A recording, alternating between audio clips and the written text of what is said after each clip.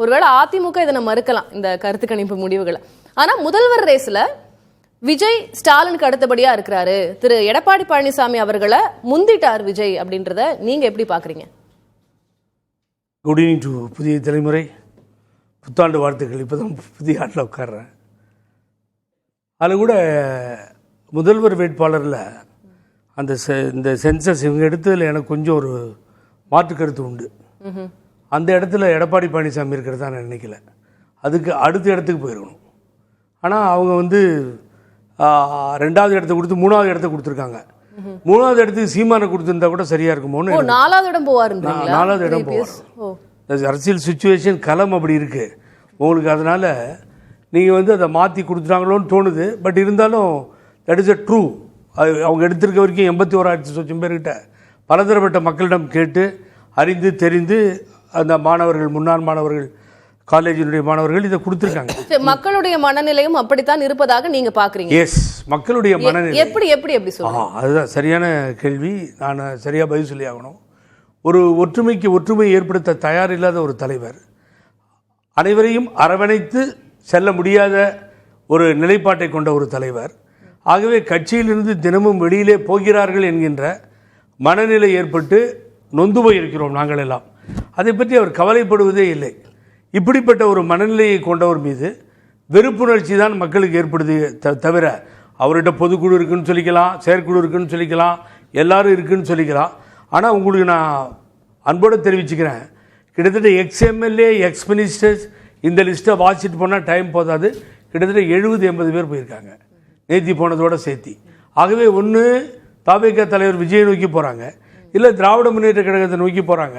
இப்போது எனக்கு தெரிஞ்சு ஒரு 30 பேரை லிஸ்ட் பண்ணி தாவைக்கா ரெடியாக வச்சு ஏடிஎம்கேலேருந்து இப்போ தூக்குது. அடுத்தது போகிறாங்க. That is the news for you know. They prepared already. இல்ல, எனக்குமே திரு புகழேந்தி அவர்களுக்கு அரசியலர்னு போடுறோம், நீ அடுத்த டிபேட்ல என்ன போடுவோம் அப்படின்னு எனக்கு தெரியல. நான் அதை ஆடியன்ஸ் பாயிண்ட் ஆஃப் வியூக்கே விட்டுறேன். ஏற்கனவே நீங்க இந்த கொஸ்டினை பண்ணீங்க. நான் என்னுடைய மனதிலிருந்து சொல்லுகிறேன், வளர்ந்த இயக்கம், நம்மை வளர்த்த இயக்கம், நாதியிலாரை நாடறி செய்த இயக்கம். அப்படிப்பட்ட இயக்கத்திலிருந்து நீங்க வெளியில போறீங்களான்னு பல கேள்விகள் தினமும் ஆயிரக்கணக்கில் ஒலித்தாலும் நெஞ்சத்தில் எங்கேயோ ஒரு இடத்துல ஒரு மன வலி வருது. ஐயோ, எல்லாரும் போயிட்டு அந்த கட்சி என்ன ஆகுமோ, தலைவர் வளர்த்த இயக்கம் என்ன ஆகும், அம்மா வளர்த்த இயக்கம் என்ன ஆகும், அதுக்கு பதில் சொல்ல வேண்டிய சூழ்நிலை ஏற்படும் பொழுது தான் உடனே ஓடுவதற்கு தயாராக இல்லாமல் நான் உங்களிடத்திலே உட்கார்ந்திருக்கிறேன். ஒன்று. 2வது பிரச்சனை, இங்கே எந்த நிலைமைக்கு வந்திருக்குன்னு கேட்டிங்கன்னா, புகழேந்தி சொல்லலை, நேர்பட பேசுகிற உட்காடுறோம், நண்பர்கள் உட்காடுறாங்க, ஒருத்தர் ஆதரித்து பேசுவார், ஒருத்தர் உங்கள்கிட்ட எதிர்த்து பேசுவார், நீங்கள் நியாயமாக பேசுவீங்க, இது நடக்கும்.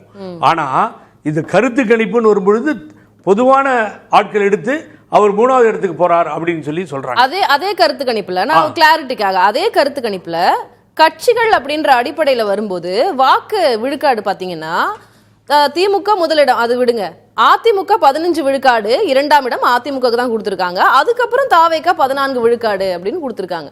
அப்போ எப்படி தாவேகா முந்திருச்சு, விஜய் முந்திரி? அதையே நீங்க கன்சிடர் பண்ணீங்கன்னா அந்த விழுக்காடுல 1% தான். It is a difference between the TVK Vijay and இதே அலையன்ஸ் எடுத்துக்கிட்டோம்னா திரு புகழேந்தி, டிவிகே இன்னும் அலையன்ஸ் ஃபார்ம் ஆச்சானே நமக்கு தெரியும். இப்போ டிஎம்கே அலையன்ஸ்க்கு ஏறத்தாழ 31 விழுக்காடு கொடுத்திருக்காங்க. அதிமுக அலையன்ஸ், ஏடிஎம்கே பிஜேபி அலையன்ஸ்க்கு 26.4, கிட்டத்தட்ட 27 விழுக்காடு கொடுத்திருக்காங்க. தாவேகா ஒரு வேளை அலையன்ஸ் ஃபார்ம் ஆச்சுன்னா 21 தான். அப்ப அங்கேயும் 2வது இடத்துல கட்சின்ற அடிப்படையிலும் சரி, கூட்டணி அப்படின்ற அடிப்படையிலும் சரி, அதிமுக 2வது இடத்துல இருக்கு. இல்ல, முதலமைச்சர் வேட்பாளர் இடத்துல அவர் 2வது இடத்துல இருக்காரு நீங்க சொல்லிட்டீங்க. இந்த நிலைப்பாட்டுல 1% தான் வித்தியாசம் இருக்கு. இந்த 4 மாசத்துக்குள்ளார இந்த அரசுக்கும் சரி, அந்த மாநில அரசுக்கும் நான் சொல்றது, எங்கேயாவது ஒரு பெரிய விஷயமா மாறி, ஒரு பொள்ளாச்சி பாலியல், முந்தானத்து ரயில்வே இதில் போகும்போது ஒரு பையன் தாக்கப்பட்டது, இப்படிப்பட்ட நிகழ்வுகள் ஏதாவது நடந்ததுன்னா அது அரசை போய் பாதிச்சிடும். இன்னைக்கு ஒரு நல்ல திட்டம் இது அறிவிச்சிருக்காரு. ஆனால் என்னை பொறுத்தவரை ஒவ்வொரு வீட்டிலே இருக்கின்ற இளைஞர்கள், மாணவர் மாணவியர் போல அந்த ஸ்டேஜில் இருக்கவங்கெல்லாம் விஜய் முழுமையாக ஆதரிப்போது இல்லாமல் பக்கத்தில் போய் கேன்வாஸ் பண்றது இல்லை, சொந்த வீட்டில் இருக்க அப்பா அம்மா கிட்டே கேன்வாஸ் பண்ணி இந்த தடவை மாற்றி போடுங்களேன் விஜய்க்கு அப்படின்னு கேட்குற ஒரு நிலைமை, சூழல் எல்லா இடத்துலையும் பார்க்க முடிகிறது. அவர் பாருங்க பேசிக்கிட்டே இருக்கார், கூட்டம் கலைஞ்சு போகுது. 117வது சட்டமன்ற தொகுதின்றார், முடியும் போது 117 பேர் இல்லைங்க, நீங்கள் நம்புறீங்களோ இல்லையோ, பக்கத்தில் இருக்க மாவட்ட செயலர் மயக்கம் போட்டு விழுந்துட்டார் பேருரை. ஸோ அவருடைய ஸ்பீச்சு மற்றதை எல்லாம் எப்பொழுது அவர் ஒற்றுமைக்கு இணக்கமாக வரவில்லையோ மக்கள் வெறுக்க தொடங்கிவிட்டார்கள். அது என்ன பாதிப்பு ஏடிஎம்கேக்கு? இப்போ நான் சொல்லும் பொழுது ஈஸியாக சொன்னேன், 30 பேர் போகிறாங்க, ஒரு லிஸ்ட்டை ரெடி பண்ணி தாவேக்கான்னு சொல்லி. ஆனால் போகும்பொழுது இவர்களெல்லாம் விட்டு கட்சியை விட்டு போகும்போது யார் இங்கே வருகிறார்கள்? 9 வருஷமாக யார் வந்தாங்க சொல்லுங்கள் எனக்கு. 4.5 வருஷம் முதலமைச்சராக இருந்தார். ஒரு பெரிய தலை, ஒரு அரசியல் டால் லீடர் யாராவது வந்ததுண்டா?